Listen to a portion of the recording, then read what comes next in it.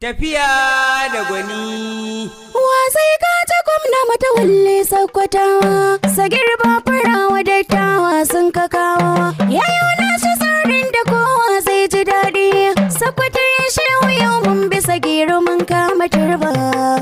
Mai saurare sanumar za ka kasancewa da kai a cikin shirin Tafiya da gwani, wanda masu yin magana kan ce mai daɗi. Sunana Badamasi Bello Dinawa. Da kowa zai ji daɗi, Sakkwaton shehu yau mun bi Sagiru mun kama A shirin da ya gabata mun jadda al'ummar Daular Usmaniya ke ci gaba da bayyana fatan su na ganin tsohon kwamishinan muhalli na jihar Sakkwato, ɗan kasuwa, ɗan boko, manomi kuma masanin tattalin arziki. Alhaji Sagir Bafarawa ya samu damar tsayawa takarar gwamna a ƙarƙashin jam'iyyar PDP mai alamar lema. Mun fara jin irin tanade-tanen alkhairin da Sagiru ya yi wa Sakkwatawa muddin ya samu kai gaci. Sanin kowa ne, Sagir ya taka muhimmiyar rawa wajen inganta sha'anin muhalli a shekaru 3 da ɗoriya da ya yi yana jagorantar ma'aikatar muhalli da gwamna Aminu Waziri Tambole ya damƙa a hannunsa. Sakkwatawa shaida ne akan nagarta da cancantar Sagir. Wannan ne ma ya saka har koyaushe ba sa gajiya da sanar da duniya cewar Sagir ɗin nan dai suke marari da fatan ganin ya ɗare kan wannan kujera. Kashi na 4 na shirin Tafiya da gwani na musamman ne. Domin a wannan karon mun yi babban kamu. Me yasa na ce hakan? Sunana Muhammad Sagir Bafarawa, wanda aka haifa a ƙaramar hukumar mulki ta Isa a nan jihar Sakkwato. Sagir na Sakkwatawa, Sakkwatawa na Sagir. Mai saurare na san yanzu ka fahimci alƙiblar da shirinmu na wannan karon ya dosa. To idan ma baka fahimta ba, a yau za mu tattauna ne da mai neman tsayawa takarar gwamnan jihar Sakkwato karkashin inuwar jam'iyyar PDP Alhaji Sagir Bafarawa. Sai a biyo mu. Gada mai kamar uba, Sagir Bafarawa. mai hali kamar uba, Sagir Bafarawa. zai aiki kamar uba, Sagir Bafarawa. ba wanda bai yi san shi ba. Sagir Bafarawa. Mahaifin nashi ya yi aiki birni da karkara, aidan shi ne da tawa suka ce ya je gaba. Wa zai gaji gwamna matawalle. Al'ummar dama sun san wani ne Sagiru, ko kuma in ce ilahirin Sakkwatawa sun san Sagiru, domin har lakabi suke masa da Sagirun Sakkwatawa. To amma saboda cika ka'idar waka a bakin mai ita ta fi daɗi, daga bakin mai ita ɗin wani ne Sagir? Sunana Muhammad Sagir Bafarawa, wanda aka haifa a ƙaramar hukumar mulki ta Isa a nan jihar Sakkwato a ga 3 ga watan 4 shekara 1984. Na yi primary school a Shehu Shagari College of Education, wancan lokaci ana kiranta kawai College of Education a nan Sokoto, daga shekara ta 1989 zuwa shekara 1994. Daga nan na wuce Federal Government College nan Sokoto da shekara ta 1994 zuwa shekara ta 2000. Cak mu ne waɗanda muka fara yin exam ɗin da ake kira NECO tare da WAEC, tun daga farko tun JS1 har SS3 na yi boarding school na makarantar kwana wanda sunan gidanmu a can ana kira Shirima House. Daga nan na tafi wata makaranta da ake cima David Game College, inda na yi foundation course na shiga university a Ingila, domin su Ingila ba su ansar WAEC direct, sai ka ji ka yi course din shiga university. So daga can na yi David Game College shekara ta 2000 zuwa 2001. So alhamdulillahi aka yi wannan, suka bani admission na accounting and finance, na kammala cikin lokaci zuwa shekara ta 2004. Da na gama wannan na dawo Najeriya, na tafi Abia State wajen service. Lokacin da mutane na cewa me yasa zan tafi Abia, ai ga Kebbi nan ko Zamfara ko abin ma nan Sokoto, tunda mahaifina a yi shi a gwamna akwai da za a yi ko kuma a san in tsaya arewa, amma na ɗauki Abia saboda in ƙara samun experience ɗin duniya, in ƙara tafiya ƙasar da ban taɓa zuwa ba, ban san kowa ba. In tafi can Abia, waɗanda ba muka yi akwai 'yan Sokoto da muka yi da sunan kamar irin su Bashar Aminu Zorama wanda shi yana immigration yanzu, akwai su Honorable Bajare, duk lokaci ɗaya muka yi da su a can Abia. Mun ka tafi ran ta farko da mun ka tafi babu wajen kwana, camp ya cika nan da can, so masallaci muna cikin waɗanda muka kwana masallaci har kafin a samu walwale hayane wajen bacci a nan Abia. Daga nan bayan na gama na je UBA na yi fara aiki da su can har wani lokaci zuwa 2006. Daga nan na ƙara komawa Ingila inda na yi master's degree a international business management daga shekara 2006 zuwa 2007.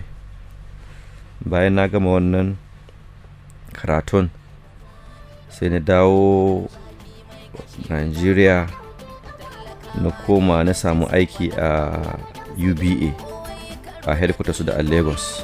Sagir na Sakkwatawa na Sagir.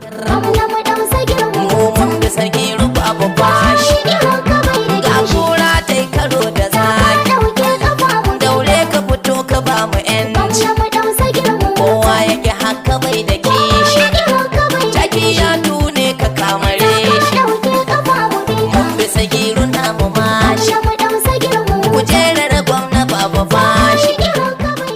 A ranar 3 ga watan Afrilun 1984 ne aka haifi Sagirin Sakkwatawa gwamnan Gobe, kusan shekaru 38 kenan zuwa yanzu. Tun daga wannan gabar na san zukatan Sakkwatawa a ciki suke da farin ciki ganin cewar matashi mai jini a jika zai jagorance su. Ya fara gwagwarmayar neman ilimi tun a shekarar 1989, kuma a haka aka nusa har zuwa shekarar 2004 lokacin da ya kammala digirinsa na farko a ƙasar Birtaniya. Sagir Bafarawa ya hidimar ƙasa ta shekara guda kamar yadda doka ta tanada, kuma ya aiki na shekara guda a bankin UBA kafin daga bisani ya koma tafiya waje domin ya digiri na biyu a bangaren kasuwanci na ƙasa da ƙasa, wato International Business Management a turance a shekarar 2007.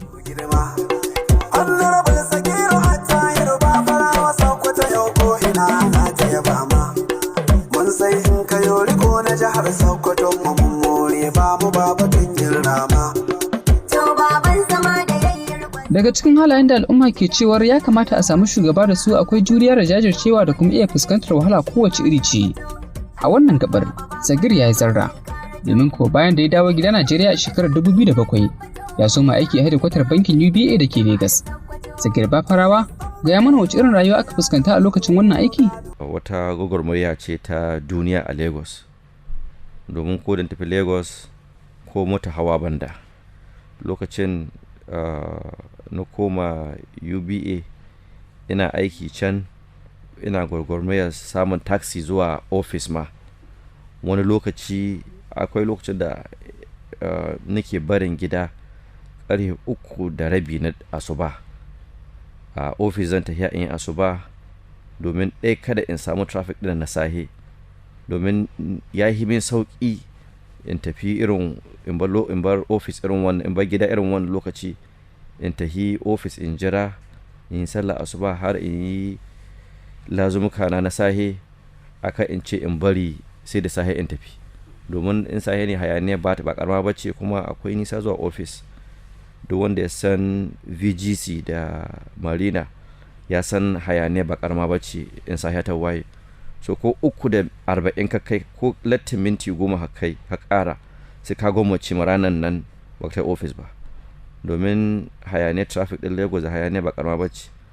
Kuma can zan tsaya office ban tasowa sai rana ta faɗi, sai cikin dare da lokacin traffic ya rage sana in dawo gida.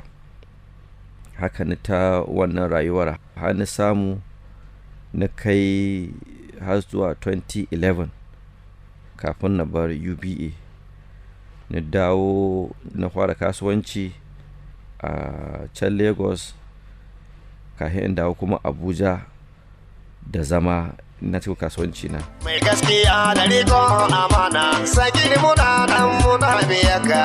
Rabana sarki ta bada ya kaddara za ka samu gwamna. Turka shi to a haka dai gwagwarmaya ta ci gaba har zuwa shekarar 2011 lokacin da Alhaji Sagir ya tsunduma ka'in da nani a cikin sha'anin kasuwanci domin dogaro da kansa. To amma Sagir duka wannan faɗi tashin da gwagwarmaya da aka fuskanta akwai mamaki matuƙa idan aka yi la'akari da gidan da ka fito. Abin yake ne kam? Haka ke nunawa. Domin hanyar kowa tarbiyyar da ake tare da gidan kowa daban take. Mu tarbiyyar da ake tare da mu gidanmu na cewa kowa ya tashi ya nema mu kai ne. Kada ka bar ganin cewa mahaifinka na da shi ko wani abu ko shi ya zama gwamna ko wani abu, wannan matsayin nashi ne, Allah ya kai shi, to kai hamdala ka hito cikin wannan gidan, amma kai ma ka tashi ka nemi irin naka, kai kokari. Har mahaifina ya gama gwamna ban taɓa zuwa ofis ɗina ba. Na san inda hanyar ofis take amma ban taɓa zuwa ba don babu abun da kai ni, babu abun da kai ni ba. Ban taɓa shiga government house ba, ofis ɗin gwamna, sai na zama kwamishina. Duk da mahaifina ya gwamna shekara 8 amma ni Allah bai taɓa rubuta na tahe ba don babu abun da kai ni ban da business wajen nan. Amma haga da Allah ya rubuta lokaci na zama kwamishina, so wannan haga shi an lokacin farko da na fara shiga ofis ɗin gwamnan jihar. Sagir na Sakkwatawa na Sagir. Ina fatan masu saurare na rike da alƙalami da warƙa domin su rinka rubuta irin waɗannan halaye kyawawa da kowane shugaba ake son a ga ya samu, kuma ga su a tattare da Sagiru Bafarawa. Wannan shi ake kira tsantar dami a kala. Na san mai saurare na ya kago ya ji yaya Sagir ya fara sha'anin siyasa kuma a yaushe? 2015 ta zo, mutanen yankin Isa da Sabon Birni sun ka zo sun ka ce kamata in wakilce su a zaben House of Reps a wannan lokacin, dan majalisar tarayya wakiltar Isa da Sabon Birni. Mun zagaya lokacin da muna neman wannan kujerar, ba lungu da saƙo da mu shiga Isa Sabon Birni ba inda ba mu tafi ba. Muka yi musu alheri, muka walwale musu matsaloli da suke da su wannan lokacin. Aka zo aka yi zaɓe, Allah bai rubuta mu ba ne, an ka faɗi wanda ya ci zaɓe, mun ka wuce nan. Daga nan mun ƙara bayan an faɗi zaɓe ba mu ba ne, mun ƙara komawa da kasan mun yawon can na zaɓe na neman ƙuri'arsu. Haka mun ƙara komawa kowane ward mun ka tafi mun ka ba su hankuri, mun ƙara musu godiya ga hukuncin da Allah ya yi. Wannan shi haka da abin da Allah ya rubuta dole tabbata. Sarki wani marabo al'ahadu mai kyauta babu bincike al'asamadu ɗanaledu wala mai yulad kaɗai ta cewa yidu gidanin tsira ga musu da fada Muhammadu alihi da sahabi da masu biya ta sadu ya rabbi Sagiri ba shi Sokoto 23 mu za mu yi nasara. Kamar yadda aka ci daga bakin mai ita, Alhaji Sagir Bafarawa ya soma shiga lamuran siyasa ne a shekarar 2015 lokacin da al'ummar mazaɓar Sabon Birni da Isa suka nemi ya fito ya tsaya musu takarar ɗan majalisar tarayya domin ya wakilci ra'ayinsu a mataki na ƙasa. Sai dai kuma a cikin iyawa da ƙaddarawa ta Ubangiji haƙar su bata cimma ruwa ba. To sai dai shirin Tafiya da Gwani ya tambaye Sagir ko yaya mu'amala ta kasance da jama'ar yankinsa bayan da ba su samu nasara a ta shekarar ta 2015 ba. To haga lokacin da wannan ya faru, da Allah bai rubuta muka wakilci Isa Birni ba, muka zo still muka ci gaba da amala da jama'a, don da mu gidan jama'a ne, gidan siyasa ne, so ko ka yi ta ko baka yi ta ba sai ka ilmantu da ita. Mun ci gaba da hayaniya da hulɗa da jama'a har aka zo 2019. Sagir na Sakkwatawa na Sagir. To mai saurare kar a sha'afa, shirin Tafiya da Gwani ne ake kasancewa da shi daga wannan tashar mai albarka. Za mu jadda aka yi har Sagir ya samu damar riƙe mukamin kwamishina a cikin jihar ta Sakkwato, amma bayan mun sarra da wannan. Gwamnan Sakkwato yanzu kan an bar wa matasa, Sagir Bafarawa matasan Sakkwato ga mu kai za mu bi. Gwamnan Sakkwato yanzu kan an bar wa matasa.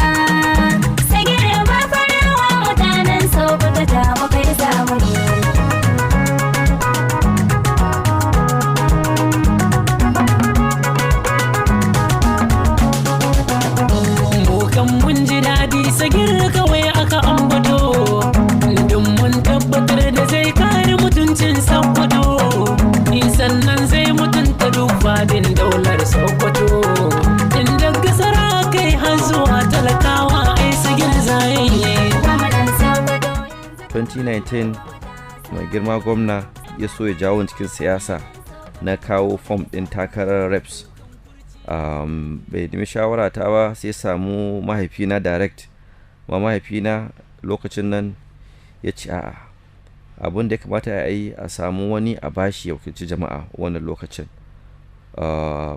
Muna godiya da wannan karamci, Allah ya bazumunci, Allah ya saka da alheri.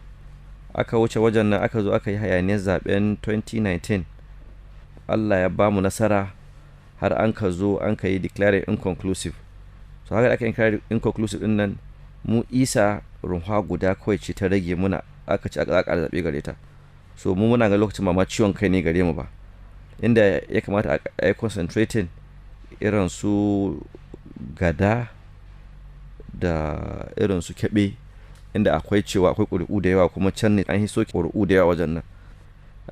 Allah ya ba mu nasara, an ka zo an kai declaring din jam'iyyar mu cewa ita samu nasara a wannan wajen. So tun lokacin nan ana gama muka wuce, kowa ya je ci gaba da aikin shi.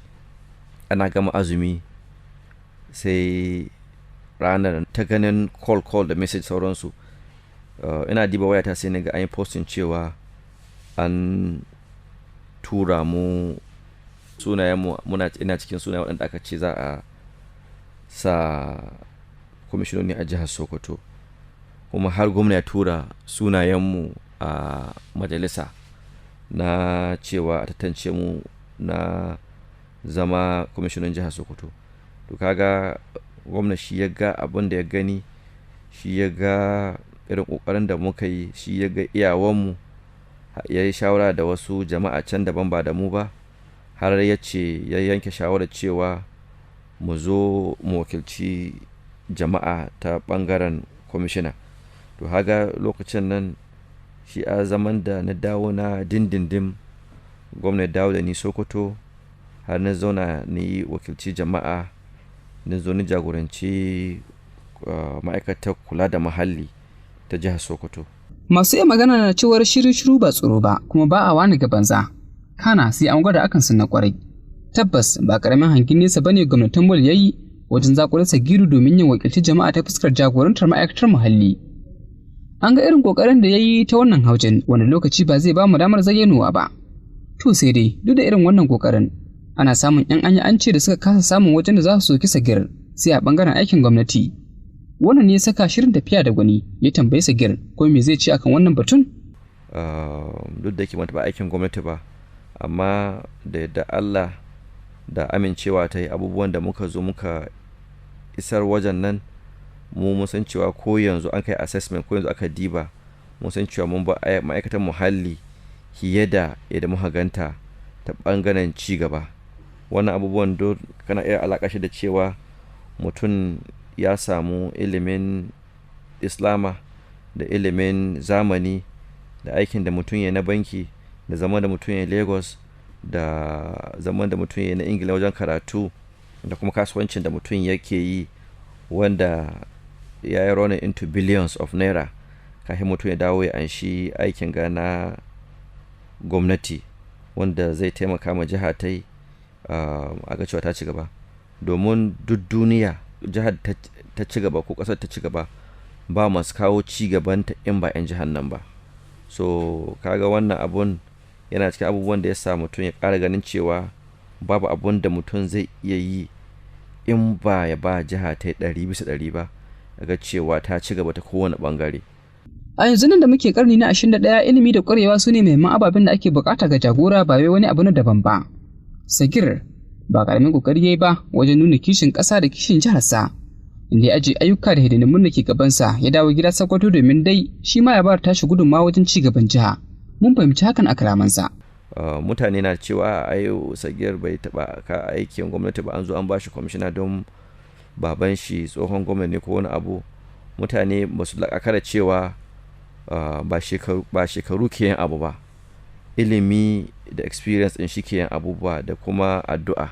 Duk abin da an ka sa gaba Allah zai kawo sauki. In mutum da zuciya guda yake abu, in mutum don Allah yake yin abu, in mutum ya san cewa duk abin da yake yi bai neman yardan mutane in ba yarda Allah ba. Duk abin da yake in kasancewa sakamakon lahira yake nema Allah ya baka aljanna firdausi don kasancewa ka ɗauki nauyin nan. So za ka ga cewa duk abubuwan da za ka yi a duniya za ka ga cewa abubuwan sun zo sun sauƙa ma saboda zuciya guda kake yi yin abubuwan nan. Ma'aikatar kare muhalli na yin kokari, Sagir yana yin wabasa. Kwamishinoni Sokoto wannan karon Sagir ya ɗau gasa. Fikan ɗala burinsa taimakon al'ummarsa. Dan garkuwar Sakkwato mun ga irin rawarsa da aikinsa. Ya nuna ko'ina mutum yake zai rawa ta ci gaban jihar Sakkwato. Sagiru ya yi aiki mu tabbatar da ba karami ne ba, ya takata shi rawa. Mai sauraro, shi ko ka lura da cewar Sagir na da wata baiwa da hikima da Allah ya bashi hatta a wajen furta kalamai? Daga abin da muka saurara daga bakinsa bayyana take cewar Sagir fasihi ne wajen zance kuma mai gamsarwa ba shafa labari shuni ba. Gashi da ƙana'a da tawadu. Tabbas, Sakkwatawa za su more idan suka samu wannan talikin ya zama shugabansu. Muna fatan Allah ya tabbatar. Sagir na Sakkwatawa. Ku yi ƙoƙari matasa don wagga damar kuta, don in Sagir ya zama gwamna jakar mu na tabbata. To dukiya ta gwamnati ko da kwabo ya fita, ba zai fita gaban za ya wuce a cuce mu ba. Kai mai ganin Sagir yaro bai yi warin ka ba, ai hankali da ilimi ba ka yau kamar nashi ba, kuma tashi niyya da ɗai ba ta zama irin taku ba. Shi mun ka tabbata bai zo don ya cuce mu ba, duk wanda a jakar Sakkwato yanzu ya tabbata, can lokacin riƙon garkuwa ya ga mun shakata aiki iri-iri. Kamar yadda kowa ya sani, duk wata farar tafiya dole za a fuskanci kalubale a lokacin farata. Haka batun yake hatta a janibin Sagir. Domin kuwa akwai dillalan da ke ci gaba da haɗa kalaman cewar wai Sagir ya kori ma'aikata aiki a ma'aikatar muhalli ta jiha. Ko me Sagir zai ce akan wannan batun? To alhamdulillah, duk abin da mutum ne na faɗa mace, duk abin da ka sa abu zuciya guda za ka yi shi don Allah, kuma za ka yi shi, za ka ga cewa ko kalubale ya taho ba ka gani ne kamar wani abun babban challenge haka. So alhamdulillah, duk abubuwan da ake yi mun taho lokacin nan da muka zauna da ma'aikata muhalli, lokacin na faɗa musu cewa ni na taho wajen nan domin lokacin da aka bani kwamishina sai da na ɗauki ƙur'ani hizi 60 na rantse da shi kafin in fara aikin nan. So babu za a yi ko in rantsuwa da ƙur'ani in taho in bi ra'ayin wani wajen aiki, in horanta mai rai, ni kuma in azama kaina lodin da lahira ban san yadda zan hitar da kaina ba. Duk da yake cewa ma'aikatan muhalli sun ba da goyon baya 100%, amma mun zo lokacin misali in muka ɗauko challenge ɗin tsabtar gari mu fara da shi. Misali, tsabtar gari tana cikin abubuwan nauyin da ya rataya a kanmu a Ministry of Environment, ma'aikatar kula da muhalli. Amma mun zo mun samu ma'aikata wajen 550 an ka ɗauka aiki, amma da an ka ɗauke su aiki ba su aikin nan, kuma ana complaining, mutane na kawo ƙorafin cewa waɗannan da aka ɗauka aiki matasa ne. Lallai matasa ne, ba matasa ne kuma duk 'yan jiha ne, amma aikin nan wasu suna ganin cewa aikin na kula da muhalli ko shara haka ya yi musu kaɗan, ba su iya aikin nan. Mun kira su mun ce a taho a dawo a yanka ci gaba da aikin nan, amma wasu suna wuri cewa gaskiya ba su iya aikin nan, amma kuma suna ansa albashi idan ake ba kowa albashi. Lokacin albashin da muka zo muka iske ana biyan su kuɗi cash ba account ba, kuma ba su tahowa aiki. A yawanci ana ba kuɗin nan, ana ba shugabanninsu kuɗin nan ne suna ba su. So wannan tsari ya zo ba tsari ne na ma'aikata ba, ba tsari ne wanda kamata a ce abi ana yi ba. Muka zo ba mu ce musu komai ba, muka ɗauko rajista muka ga yawan ma'aikatan nan kowa muka yi posting ne wajen da ya kamata ya aiki, suna ganin cewa ai ba haka suka saba aiki ba. Ni ce to ni yanzu as shugaban wajen na haka za a fara mu aiki so that mu ɗauke nauyin da Allah ya aza mana a cikin jihar mu. Muka yi mu kowa posting gwargwado inda za a yi aiki da supervisors da komi da komi.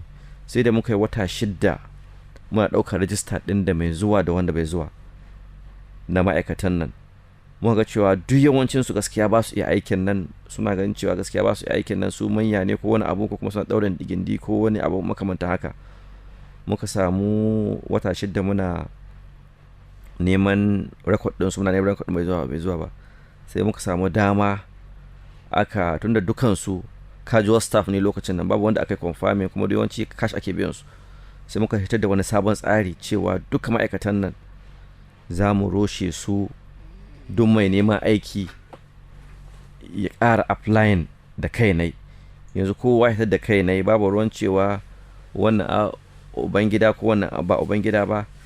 In kana hitowa aiki ka sani, in ba ka hitowa aiki ka sani.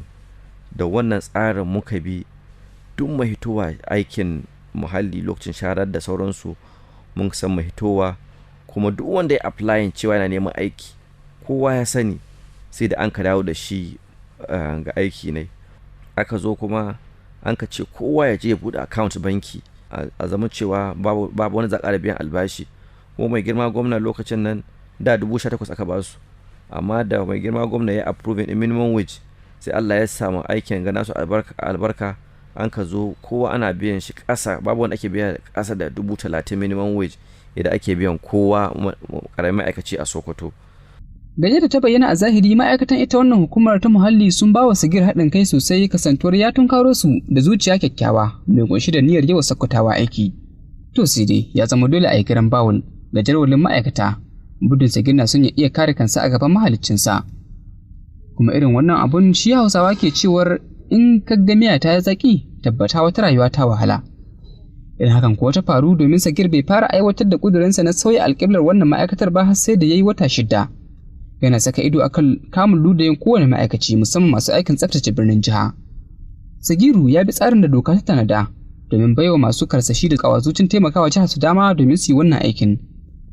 Duk da cewar lalle ne a fuskanci matsin lamba, za kuma a yi tuntube da kalubale babba akan hanyar da aka dosa ta haifar da sauyi mai ma'ana akan wannan aikin. Amma Sagir ya ce daga bayan mutanen jiha sun fahimci kyakkyawar niyyarsa. So haga wannan abun ni na san pressure ɗin da na samu da kiraye-kiraye da jama'a da sauransu cewa a'a wani yaro na ne bai aiki kaza yana aiki amma ba abin nan. Sai in taho duk wanda ya taho office sai in ci mai ga register ya kari ba gani.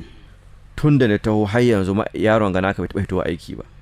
Mutum da kai ne shi zai kulla kai ne ya ce don Allah honorable ya hankuri ya da ya min bayani ba haka bane, amma yanzu duk matakin da an ka ɗauka yayi da ya ɗauka a kai ne. Ni ban ƙara sa baki na ga irin abubuwan nan. So mun san wannan abu ya zama mana challenge a ma'aikatan kula da muhalli na cewa ga ana son mutane su aiki kuma ba su aikin nan, ana biyan su ba son su yi. So haga wannan abubuwan yana cikin abubuwan da muka zo muka ƙara sa tsafta da cikin wannan ma'aikatar ta wannan bangaren ma'aikata kenan. Ƙara shiri Sagir Bafarawa. Na ce baka gudun yamma za ga yaki. Kai baka so wanda sauka ta. Gamji sha sara har gami da suka. Babu gudu babu jami'a. Magauta sun gaji dolen su sun ka barka. Ƙara shiri Sagir Bafarawa. Allah dai muka roƙo ya ɗaukake ka. Kai baka so wanda sauka ta. Ni ƙauye kowa yana yabonka. Babu gudu babu jami'a. Ruwan dare Sagiru ka zaga duniya. Ƙara shiri Sagir Bafarawa. Dan dattawa ta ka da lafiya. Kai baka so wanda sauka ta. Kowace irin tafiya lalle ne da inda ta samu asali da kuma niyyar da aka kulla kafin su mata. Kuwa ina tafiyar takarar gwamnati ta Sagir ta samu asali? Wannan tahiyar duk wanda zai iya buɗe baki ya faɗa ma cewa ga tahiyar ta fara, so bai faɗa ma gaskiya ba. Yadda ka ga tahiyar nan ga hanya haka na ganta ga hanya. Ban san wanda ya fara ta, ban san wanda suka fara ta ba. Mutane suka zo suka ga cewa ya kamata a ce na fito cikin masu neman takarar gwamnan jihar Sokoto saboda sun amince da irin gudunmuwar da na bada ƙarƙashin jagoranci mai girma gwamnan Right Honorable Aminu Waziri Tambuwal a matsayina na Commissioner of Environment. Sun ga mu'amala da mutane kala-kala daban-daban, so ga cewa kuma suna da itifaƙin cewa ana iya samun nasara idan ni hito neman takarar gwamnan jiha, ni ma in zo in ba da gudunmuwata cikin wannan tafiya ta cewa Sokoto ta ci gaba, kuma an ƙara kawo wasu tsari wanda zai ci gaba da jihar mu gabaki ɗaya. Tabbas al'ummar jihar Sokoto sun kai ɗaya, domin ko su ne da kansu suka fara tunani tare da ɗaliban wanda ya kamata ya gaji gwamnatin Bola a shekarar 2023, domin kada tubalin ginin ci gaban jihar da ya soma azawa ya faɗi ƙasa warwas. A cikin hakan ne tunaninsu ya kyallo musu kyakkyawan halaye da nagarta irin ta Sagir, domin ko shi ne kaɗai mutumin da zai iya fitar da kitse a wuta. So tahiyan nan ba su in ta fara ba, ba su in take ba har aka kai wanga lokacin na da muka ga mu tsumbo cikinta. So duk wanda ya ce ya maga wanda ya fara ta bai faɗi gaskiya ga cikin wannan zancen ba. Sagir na Sakkwatawa na Sagir. To ma Sagir, kana tunanin akwai wani sauyi mai ma'ana da zaka iya samar da Sakkwatawan shehu? Kowane lokaci akwai abubuwan da ke kawo, amma muna da imanin cewa idan Allah ya bamu nasara akan wannan tafiyan da muke nema, za mu kawo canji na alheri a jihar Sokoto, domin ana iya canzawa amma canza bai zama alheri ba. So muna ganin cewa insha Allah in Allah ya bamu nasara, duk wasu abubuwa inda mai girma gwamna ya tsaya za mu ci gaba daga nan. Wasu sabon tsari za mu ci cewa mun kawo taimako, an ci gaba da jihar mu ta Sokoto. Kowa ya san cewa muna da matasa da yawa a cikin jihar nan tamu ta Sokoto, kuma matasa arziki ne ga al'umma. So akwai taimakon da muke so mu kawo tsari daban-daban na taimaka matasa kala-kala, masu son koma makaranta su koma, waɗanda kasuwanci ne Allah yansu mu kaga cewa za a ba su abu mai tsoka mai kauri wanda zai yi ma'ana wajen kasuwancinsu, a ga cewa an haɗa su da kamfanuka, an haɗa su da mutane masu son su taho cikin jihar nan su yi kayan arziki, su yi sana'a, ya zama cewa gwamnati ta taho ta mun tsaye. Allah ya sa abin albarka, abin an samu ci gaba ta bangaren kasuwanci da ilimi da komi da komi. Sai ji daɗi, Sakkwato ya shirwa yau mun bisa girman kama Rana ba kamar wata ba, Sagir Bafarawa, siyasa ba fada ba, Sagir Bafarawa, kwada kai ku dai na gaba, Sagir Bafarawa, Sagir kan ba irin suna ba, Sagir Bafarawa, Sagir Bafarawa mai su zaman lafiya ne, alkawari ya ɗauka ba za mu yi tagumi ba. wa zai gaji gwamna mata wani. Akwai ɗimbin ayyukan alkhairi da sabbin tsare-tsare da muke da yakinin Sakkwatawa za su ce gwamma da an kai, gudun Sagir ya zama shugabansu, musamman matasa da suka rungumi sha'anin kasuwanci. To amma Sagir, wani tanaji aka yi wa iyaye mata? To kaga su zancen mata iyaye shi ma wani abu ne wanda a sahun gaba ga tafiyanan tamu, domin duk abin da an ka ce babu mata iyaye abubuwan nan bai cika ba, bai kammala ba, domin Allah ya yi su da zuciya, kuma Allah ya yi su da tausayi da kuma tattalin arziki. Duk yanzu in ka samu mace guda ka bata 10,000, ƙarshe duk da an ka yi gidanta sai an anhwana, sai ta sai abinci ta yi ma mai gida ko kuma yan ma zuri'a ko diya ko wasu abubuwa, sai dai an hwana cikin gidan nan. Ba kamar a ce yanzu kana iya ba samun matashi ko kuma wani ka ba shi 10,000 yana iya kashe suka haima ta gida. So kaga cewa mata abubuwan da za a iya tallafa musu dole yana cikin abubuwan da za mu ga taimakowa. Akwai ƙananan sana'o'i da muke ganin cewa an ka ɗauko su an ka rungume su hannu gaba-gaba, an ka samu masana, kuma an ka zo ba wai a ɗaya ba mutum tallahi a bashi ta yata ka ba, a baka tallahi kuma a gwada mai da za a yi, kuma a zama cewa ana kallon ka yau da gobe, inda kai kuskure a gyara ma, inda kake neman ƙaron taimako a ƙara gwada ma, inda kake neman abun yaba ma a ƙara yaba ma, a gwada musa jama'a cewa ga Hajiya Talatu da ke unguwa kaza an taimaka mata da abu kaza lokaci gada, yanzu kaga ta koma ta ɗauko wasu tana taimaka musu. Kasantuwar mata a rukunin mutane masu daraja waɗanda ke da tasoyi da jajircewa, su kam nasu tanajin daban yake, domin kuwa za su amfana da tallafi na sana'o'i da kuma jari ta yadda kowa zai tsaye da kafafunsa, tare kuma da tafiyar da salo na yabawa da jinjina ga duk wanda ya nuna jarumta. Bayan mun ji wannan shirin tafiya da gwani ya sake tambayar Sagir ko akwai wani dalilin da ya saka ya fito da wannan sabon tsarin. Kwanakin baya in ka kula lokacin corona akwai muna magana da Dr. Shade, akwai wata bayo Allah na Allah ya yi mata ilimin Muhammadiyya, kuma ga intanet ɗin ga akwai wuta akwai intanet. Kwamfuta da aka samu aka bata ta zo tana koya ma wasu ɗiyan bayan Allah da ke zama Amerika karatun Islama, kuma suna ganewa, ana ganewa abubuwan nan. Tana Sokoto amma kuma ana binta da dala. So kaga akwai hanyoyi da yawa na tsari da za a ga cewa an taimaka mata sosai, na cewa suna amfani da ilmin su suna taimaka ma mutanen da ke gida da ke waje, sana'o'i a zo a ga cewa an kama sana'a ba dare ba rana, a ga cewa an taimaka mata wajen sana'a. Sagir na Sakkwatawa na Sagir. Mata a zamanin mulkin Sagir suna cikin na gaba-gaba idan dai muka yi la'akari da tanajin da ya musu.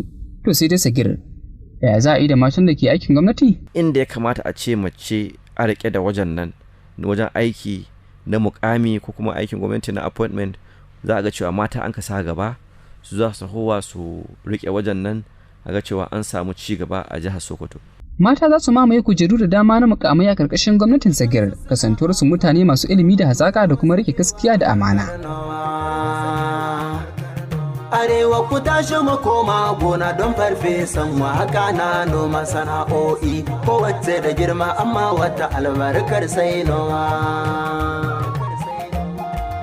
Idan ana batu akan sha'anin noma kuma aka zo ɓangaren Sagir to sai dai a yi hamdala.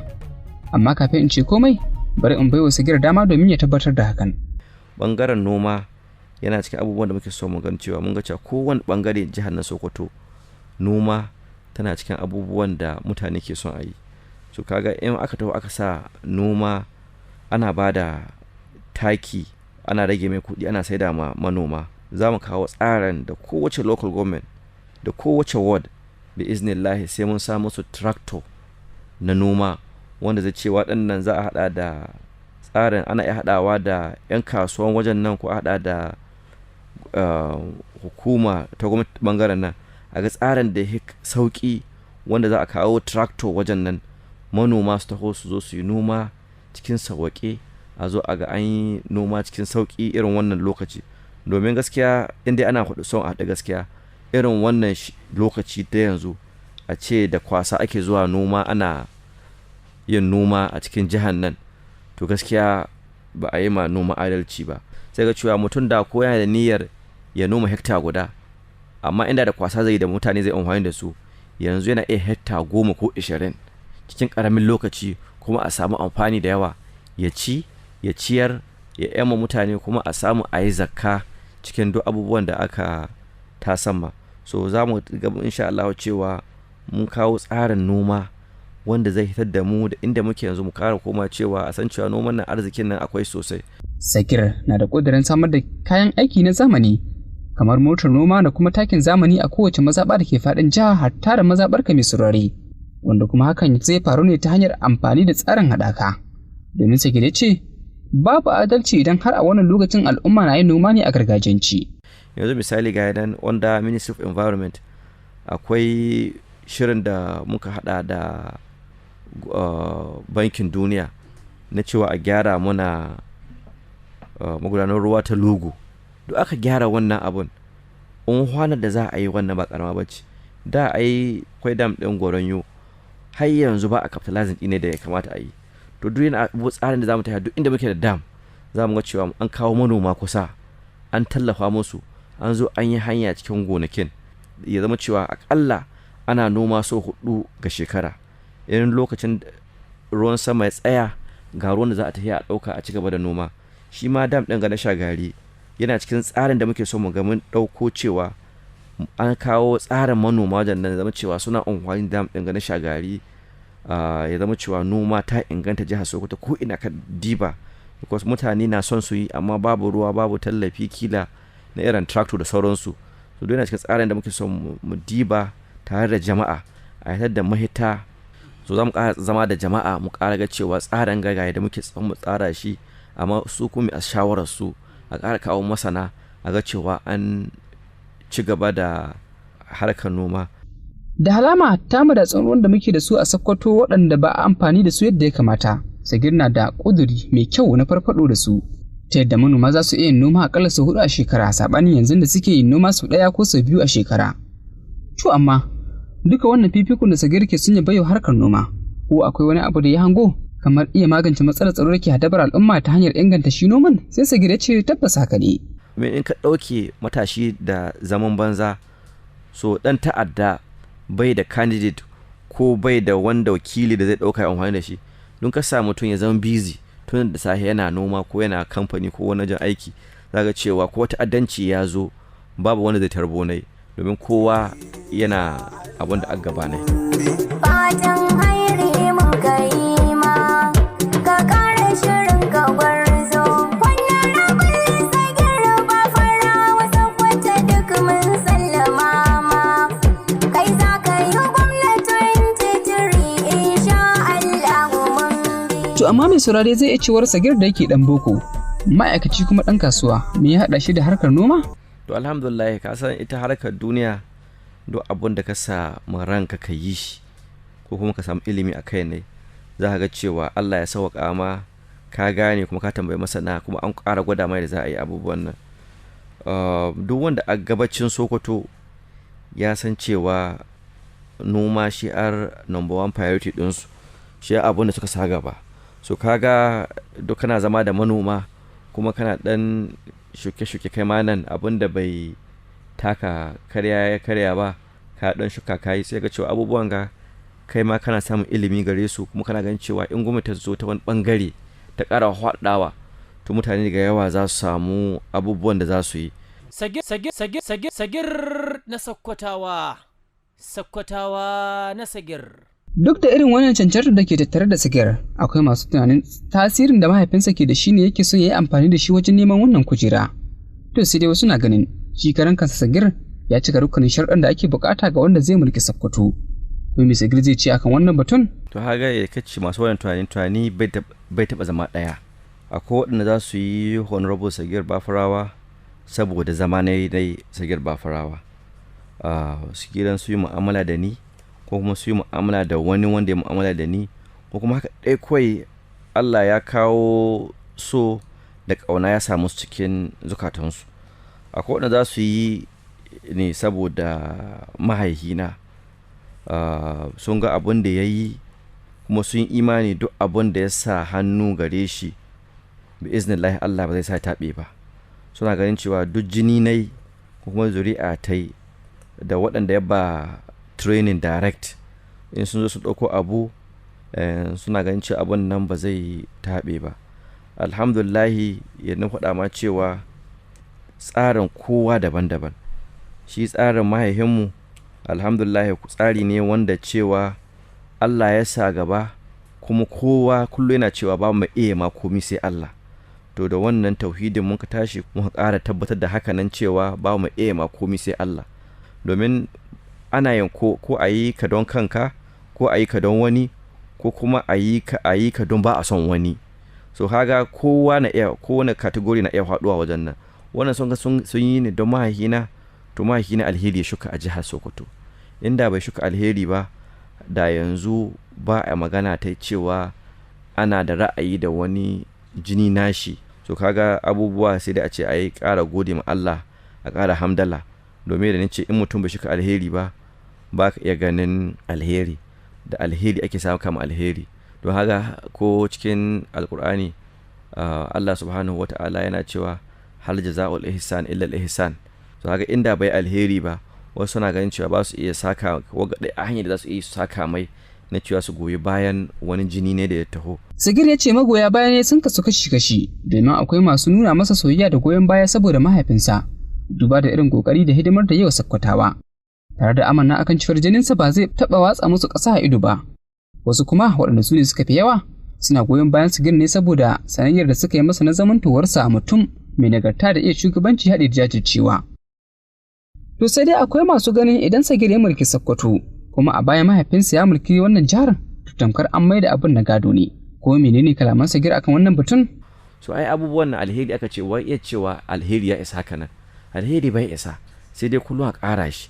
So haga cewa bai kamata in hito takara ba saboda mahina yi. In ma aka koma shi tsarin Najeriya, constitution Najeriya, akwai ƙa'idodin da ya rubuta na cewa duk mai neman takara ya hito, kuma ni ina sani iyaka ilimi na dai ban san inda an ka ce in dai mahaifinka yaya ba ka zo ka yi.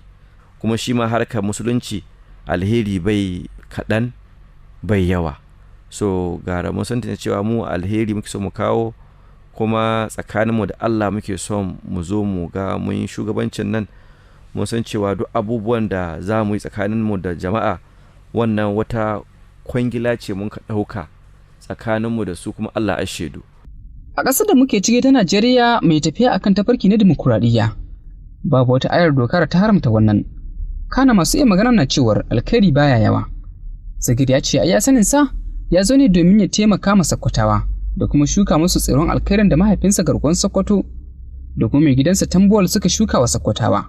So da wannan abubuwan muka gan cewa mutane su mai da zuciyarsu nesa, a ranka diba abubuwa kan adalci. Ai ina ɗan gidan wane, kuma mai girma gwamnan Sokoto Right Honorable Wazir Tambuwal ya bani dama ni zo Ministry of Environment, ko mu kawo ci gaba da mu ga cewa ya kamata.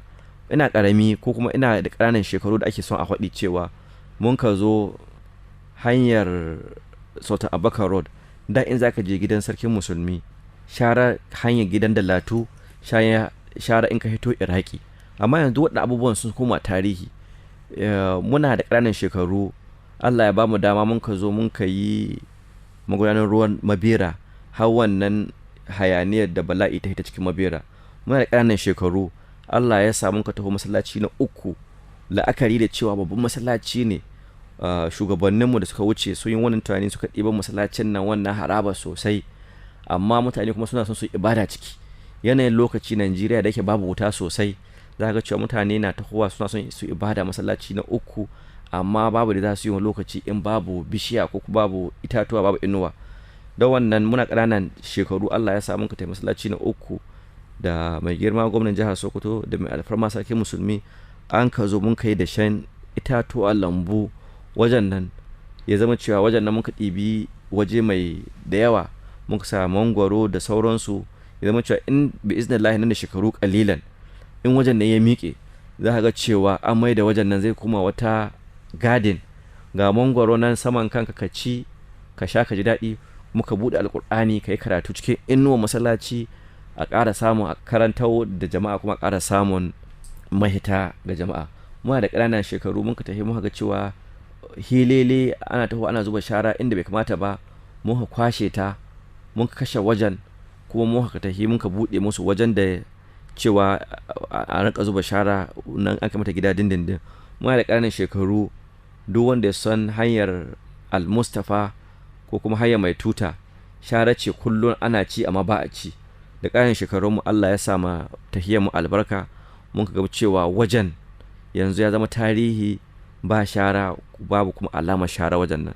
Muna da ƙananan shekaru, kuma Allah zai samu tahiyar ga albarka a ga cewa Lugu Dam ɗin nan da ya kwaɗi tun ba yanzu ba, Allah ya samu tahiyar albarka mu zo mu cewa Lugu Dam ya zo an dawo da shi, martaba ta dawo, an koma ana noma ana yadda kamata. Muna da ƙananan shekaru mun ka tafi makarantun ne kala-kala, aƙalla mun ɗauki makaranta ta 50, mun ka tafi mun ka zama da principals ɗinsu, mun ka kawo tsarin kawo itace cikin makaranta, saboda mutane yara masu tashi san cewa ga amfani itace a al'umma, su ma su ga cewa itace ya kamata abu ne wanda ya kamata a ce a kula da su. Matan aure matasa za su dara, malamai da ma'aikata ku gyara, kuma 'yan kaso a ku dara, ƙauyuka za a musu gyara. Dan Bafarawa bai ki kowa ba, Sagirbi da maza ka bar su baya, bai yakin gaske ba abu. Babban abin da ake bukata shine ilimi na boko da na addini, da kuma kwarewa da sanin makamar aiki hadi da wayewa ta zamani, domin ko a cewar Sagir, duk mutumin da bashi da waɗannan abubuwan a tattare da shi bai cancanci jagoranci al'umma ba. Alhamdulillah, ba abin da za mu ƙara yi iyaka mu ƙara ma mutanen jihar Sokoto da al'ummar jihar Sokoto baki ɗaya irin godiya da goyon bayan da suke badawa tun ba yanzu ba. So kowa ya san cewa shugabanci bai yiwuwa in mutum bai da ilimin Islama, bai da ilimin boko, bai da experience in kasuwanci, bai da tsoron Allah, so duk abubuwan ga da haga cewa in mutum bai tara su ba, shugabanci kowa ya tako ko an bashi zai wahala mutum ya saukar da wannan nauyin, ko kuma a tafi ana ta tangarda. Kowa ya san cewa mulki Allah ke bada shi, duk tsarin da Allah ya yi ba mu iya canza shi za mu tashi kuma shi za mu waye gari da shi. So muna roƙon Allah ya tabbatar muna alheri a jihar mu ta Sokoto, ya sa abubuwan da muke nema ya zama alheri ga jihar mu ta Sokoto da kuma magoya baya da 'yan jiha gaba ɗaya su unhwana yadda Allah zai taimaka ma jihar baki ɗaya. Na gode. To amin sun amin, muna godiya sosai. Kuma mai saurare kawo yanzu na san ka fahimci wane ne Sagir, kuma ka fahimci halaye da yake da sunan nutsuwa, tausayi da kuma hangin nesa. Fatan mu anan shine Allah ya cika nufi. Mai saurare kuma anan zamu yi ban kwana da kai sai kuma wani karo na daban. Yanzu kan amardin bakon mu Alhaji Sagir Tahir Bafarawa, tsohon kwamishinan muhalli na jihar Sakkwato, kuma mai neman PDP ta tsayar da shi takarar gwamna a wannan jihar. Godiya ta musamman ga rukkanin abokan aiki da suka tallafa wajen haɗa wannan shirin, musamman Nasir Abbas Babi. Sunana Badamasi Bello Dinawa nake cewa tafiya da gwani al'umma. Sakkwato